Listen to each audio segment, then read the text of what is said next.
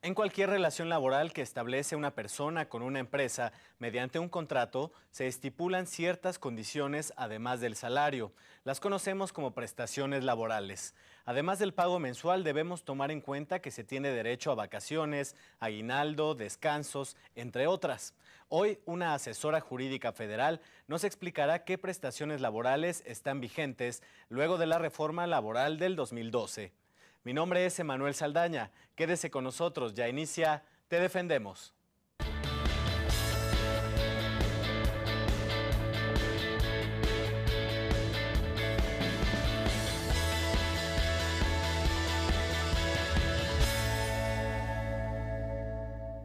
Hoy nos acompaña la licenciada Sandra Fabiola González Vargas, asesora jurídica federal. Bienvenida, licenciada. Gracias a ustedes por el espacio. Gracias por acompañarnos y para adentrarnos en este tema de las prestaciones laborales, valdría la pena que nos dijera cuáles fueron las principales modificaciones a la Ley Federal del Trabajo luego de la reforma del 2012. Bueno, es una reforma muy importante, conocida mejor como la Reforma Laboral de 2012, que se publicó en el Diario Oficial de la Federación el 30 de noviembre de ese año, donde abarca preceptos desde los que abarca, bueno, de naturaleza procesal, de los principios generales del derecho, del contrato individual del trabajo, contrato colectivo del trabajo, es decir, hace un aglomerado, digamos, de reformas bastante importantes. Consideramos importante, ¿por qué? Porque la finalidad de este tipo de reformas es acotar los tiempos. Finalmente, lo que se busca a través de estas reformas laborales es una pronta y expedita impartición de justicia. Se incrementan los montos para evitar dilaciones procesales por parte de los abogados de ambas partes o inclusive hasta por servidores públicos que cometían irregularidades con tal de alargar este tipo de procedimientos. También hay una serie de reformas muy importantes, por ejemplo, el pago de los salarios caídos, que ya no eran lo que le interesaba en ocasiones al trabajador era alargar tal procedimiento. ¿Por qué? Porque al final podía lograr ganarlo y que se le pagaban los salarios caídos por el tiempo que durara el procedimiento. Ahora ya no. Ahora ya se topaban hasta 12 meses el salario, 12 meses del pago de salario, y en todo caso de que durara más el procedimiento, se pagan los intereses a favor del trabajador hasta por el monto de 15 meses a razón del 2% mensual. ¿Qué otras acotaciones habría que hacer con respecto al derecho individual y al colectivo? ¿Cómo afectó esta reforma a esto? Efectivamente, además de las reformas procesales que hemos ido ahorita puntualizando nada más, hay unas figuras muy importantes que se implementaron y otras han sido reconocidas. Por ejemplo, la subcontratación. Pues mejor he escuchado que por ahí en el famoso outsourcing, ¿no? Ya venía existiendo en México, pero no venía reconocido en la Ley Federal del Trabajo. Es una de las condiciones que se implementaron en la nueva ley. También, por ejemplo, la capacitación inicial y el trabajo a prueba. Es decir, son formas de la contratación eventual. ¿Por qué? La finalidad es que el trabajador se contrate por tiempo no determinado, o sea, por tiempo determinado, perdón, sino que sea indeterminado y que se vale de acuerdo a las condiciones que establezca el patrón o de acuerdo a lo que busca conseguir el trabajador. Tenía un lapso de trabajo a manera de capacitación inicial o trabajo a prueba. También está una figura súper importante que es el salario por hora, ¿sí? La jornada laboral por hora.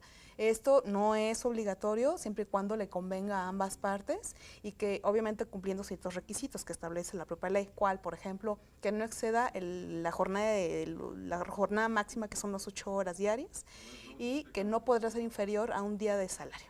Fuera de esos casos se pueden llegar a convenir, pueden ser menos horas y obviamente pues de manera proporcional el trabajador recibirá pues menor salario y no podrá aducir que se recibe un pago de menor a un día de jornal porque pues, son menos horas las que se requiere para laborar. Es decir, son otros de los puntos yo creo que fundamentales que vemos en la materia laboral y pues también el incremento de las multas, ¿no? Licenciada, en la ley dice que tenemos derecho a un trabajo decente. ¿Qué entendemos por este concepto? Este concepto lo recogemos de precisamente un concepto que la Organización Internacional del Trabajo establece, que es cualquier trabajo que respete la dignidad del ser humano, ¿verdad? Que tenga un salario remunerador, que tenga garantías de seguridad social y que obviamente que no tenga ninguna cláusula de discriminación, ¿sí? Por razón de sexo, edad, condición física, condición migratoria, preferencias sexuales, opiniones, además de que cuente, por ejemplo, con los elementos suficientes para garantizar, pues que no vaya a ser sujeto de un riesgo de trabajo porque no tiene elementos suficientes de seguridad, de higiene, entre otros, y que obviamente recibe un salario remunerador. En una ciudad tan grande como lo es la Ciudad de México, en la que hay mucha competencia y falta de trabajo muchas veces, ¿cómo se puede lograr un trabajo decente? Pues yo creo que uno de los puntos fundamentales de la Ley Federal del Trabajo es la observancia a muchas de las reformas que estableció, por ejemplo, los periodos de vacaciones, el salario, es decir, la jornada laboral, todos estos puntos deben de cumplirse. Por ejemplo, para obtener un trabajo decente, pues primeramente el trabajador tiene que ver cuáles son las prestaciones laborales y de seguridad social que me ofrece el patrón. ¿Cuáles? Pues una jornada no máxima de lo que establece la ley, que son 8 horas día, la ordinaria, ¿no? la diurna, digamos. Otra de las condiciones que pudiéramos advertir que es de un trabajo decente es que tengo derecho a vacaciones, ¿verdad? Que tengo derecho a una prima vacacional, que me estará computado para efectos de la antigüedad, ¿verdad? Que estoy afiliada al Seguro Social, o sea, una serie de requisitos que establece la ley y que el patrón debe observar y que el trabajador debe conocer para poder exigirlo, si no, pues si ante lo desconocido luego muchas veces pues no tenemos posibilidad de exigirlos, la falta de información. La ley también contempla que tiene que haber una comprensión de mutuas necesidades entre el empleador y el empleado. Ya nos comentaba usted que si se trabaja por horas, tiene que convenirle a ambas partes. Sí. ¿De qué otra manera les puede convenir a ambas partes otras condiciones de trabajo? Claro, por ejemplo, como decía hace un momento, las formas de contratación eventual, tratándose de trabajos por periodos indeterminados o por más de 180 días, la Ley Federal del Trabajo establece que pudiera ser sujeto a una capacitación inicial o trabajo a prueba. Eso significa, por ejemplo, si es capacitación inicial, sabes que yo soy el patrón y requiero que tú ocupes esta plaza, ¿verdad? Como trabajador, y te voy a dar un periodo máximo de 30 días para que te capacites. Si al final de ese periodo tú no cumples con los requerimientos del puesto, pues damos por terminada la relación laboral obviamente sin responsabilidad para mí como patrón. Puede ser hasta un periodo mínimo de 3 meses o hasta 6 meses, ¿sí? 6 meses, ¿por qué? Tratándose de puestos, por ejemplo, de dirección de alguna área, administración de una empresa o la prestación de servicios profesionales o especializados. Y ese es por parte de la capacitación inicial. Y el trabajo a prueba es a ver si es cierto que tú como trabajador cumples con los requerimientos para este puesto. Y te voy a dar un mes, ahí sí es un mes, para que lo demuestres. O hasta 3 meses, 180 días son 6 meses, para que tú demuestres si efectivamente cumples con los requisitos para ocupar esa plaza, que es también tratándose de alguna dirección de área, una administración de una empresa, entre otros. Entonces ahí obviamente es ver si para el patrón, el trabajador que voy a contratar cumple con los requisitos para el puesto, o yo como trabajador, pues lo que tú las expectativas, digamos, de ese puesto cumplen con mis requerimientos. Entonces hay esa comprensión de necesidades mutuas. Licenciada, ¿cómo está integrado el salario de un trabajador? Ya nos había comentado algunas prestaciones que debe tener un trabajo decente. ¿Cómo está integrado el salario? ¿Qué debe tener en cuenta la gente cuando está buscando un trabajo? Y que, a veces pasamos por alto, ¿no? Que solo nos preocupamos por cuánto vamos a ganar y no qué otras prestaciones vamos a tener. Bueno, el artículo 84 de la Ley Federal del Trabajo establece que el salario se integra por la remuneración económica, por concepto de cuota diaria, cualquier tipo de percepción en especie, inclusive por gratificaciones, comisiones, primas también. Entonces, efectivamente cuando nos proponen un trabajo decimos, ¿cuándo vamos a ganar? Pero pues también habría que ver qué prestaciones voy a tener. Por ejemplo, si voy a estar afiliado al Instituto Mexicano del Seguro Social, porque se entiende que ese instituto cubre con los requerimientos totales para el seguro de médicos, vida, para cualquier tipo de riesgo, por ejemplo, de trabajo. Esto también son otras de las modificaciones a la Ley Federal del Trabajo, que tratándose de muerte producida por un riesgo de trabajo, incrementa la pena para el patrón, en miras obviamente de que sean la mayor cantidad de patrones quienes afilien a sus trabajadores. Entonces hay que tomar en cuenta yo como trabajador que al momento de la contratación, ya sea en el contrato individual de trabajo o en el colectivo, pues que venga si efectivamente me encuentro afiliado, ¿no? Y pues, estas prestaciones que forman parte del salario. Licenciada, es momento de hacer una pausa. Al volver seguimos hablando sobre este tema que nos interesa a todos. Claro que sí. Vamos a la pausa, regresamos.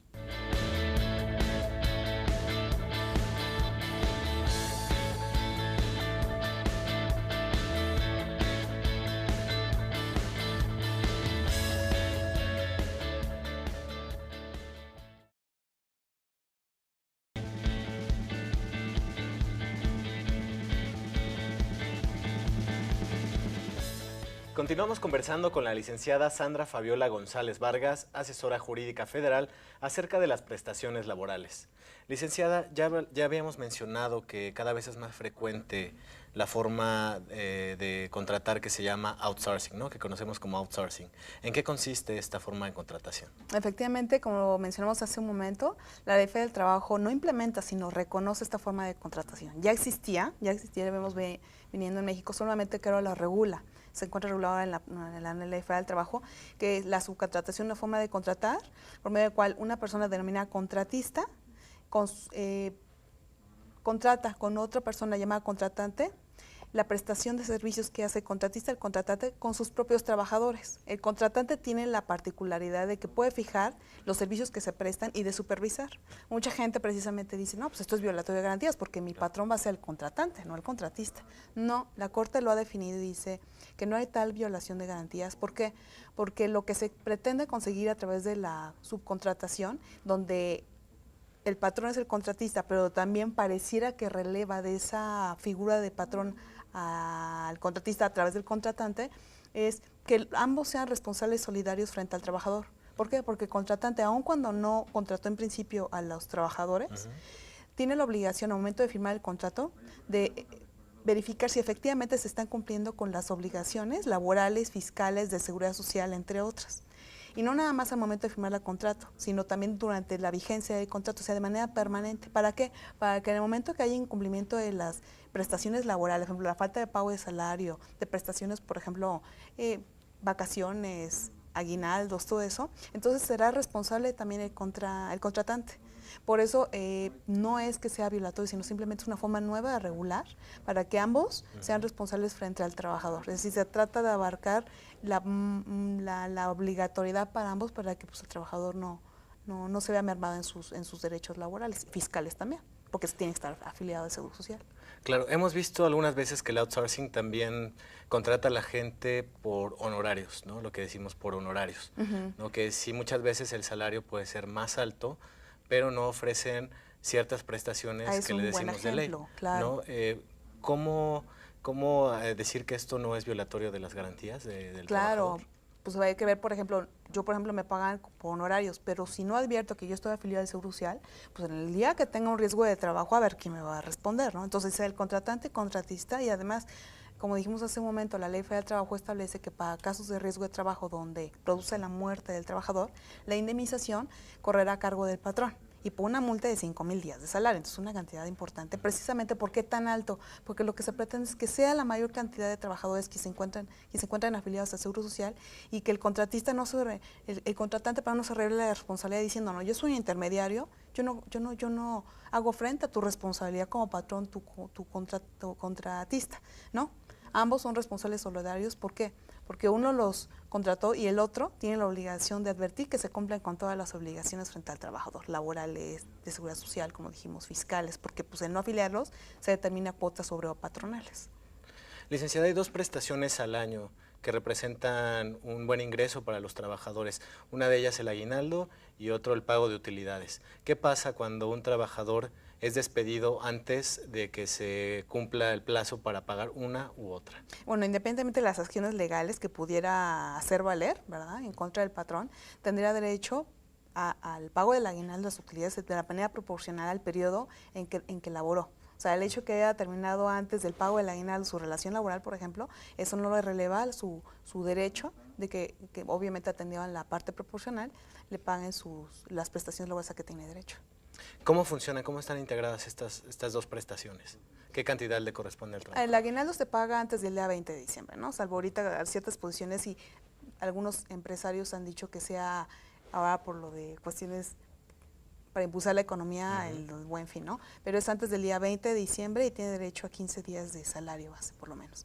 Y las vacaciones, bueno, pues otro tipo de prestaciones que los vemos más en diciembre y que tiene derecho al pago de una prima vacacional, no es objeto de compensación remuneratoria alguna, porque dicen, no me han dado mis vacaciones, pero me las pagaron. No, señor, está prohibido totalmente eso. Y son por lo menos 6 días al año, con la posibilidad de extenderse 2 por cada año hasta 12, por lo menos. Ya el patrón puede dar más, inclusive. Muy bien. Licenciada, salimos a la calle y le preguntamos a la gente si sabe qué prestaciones laborales tiene en sus empleos. Vamos a ver esta cápsula, vamos al corte y regresamos para leer las preguntas del auditorio. Claro que sí. Vamos a la cápsula y regresamos.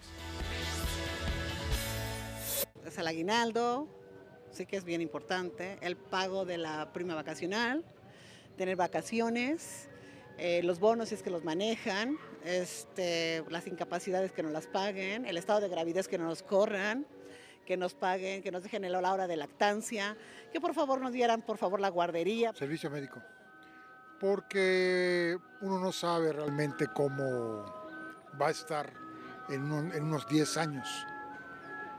Puede ocurrir cualquier cosa y siempre es importante tener el servicio médico. Las primas y los bonos con respecto pues al trabajo y al desempeño de los trabajadores, como también que el patrón esté debidamente registrado ante el SAT para hacerle exigible las obligaciones que como patrón debe para con sus trabajadores. Tener prestaciones que involucren a todos los míos, pues entonces tengo la facilidad de que cualquier cosa que les pase a ellos voy a poder solventarla. Pues el derecho al aguinaldo, al pago justo y los descansos, periodos vacacionales. Tiene derecho a aportaciones de SUSAR, Infonavit, vacaciones después de haber cumplido un año de trabajo, su aguinaldo también, después de haber cumplido un año de trabajo, y si no, pues su parte proporcional que le corresponda al tiempo que tiene trabajando. Todo trabajo lleva, siento que algún riesgo, entonces si te llegase a pasar algo del trabajo, pues yo digo que pues tendrás que tener las prestaciones en el caso del seguro, y también pues un apoyo en este caso que sería pues a veces las cajas o todo eso de los aguinaldos y eso, que pues es una ayuda para al final para toda la gente, ¿no?